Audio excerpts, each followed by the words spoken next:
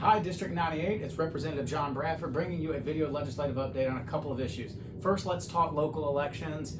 Our local elections are likely not going to be impacted for Huntersville, Cornelius, and Davidson, and the reason is simple. The census does not change the boundaries of the towns. Therefore, it doesn't matter if the population went up or down, the town boundaries are still the same. So I fully expect that the towns will have their elections this fall, business as usual. I appreciate Huntersville. They've already sent me a resolution asking for their election to remain the same.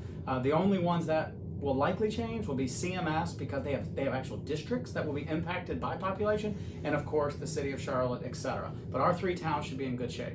Now I want to talk about the PPP, the Payroll Protection Program. North Carolina is one of 3 states that has not yet conformed to the federal treatment of the expense deductibility provision for the PPP.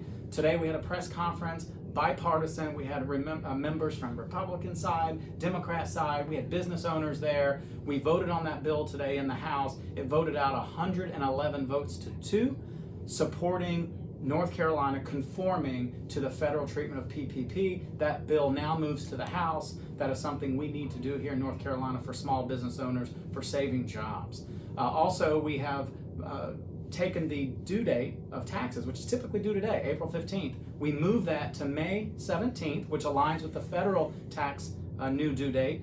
But we also are running a bill to waive the interest and late penalties if you don't file by April 15th. So we have passed that bill out of the House, and that has also gone to the Senate. It's another time-sensitive issue, but I would look for that bill to pass. So if you wait to file your taxes to May 17th, you will not face any penalties or interest, assuming the Senate votes that bill out.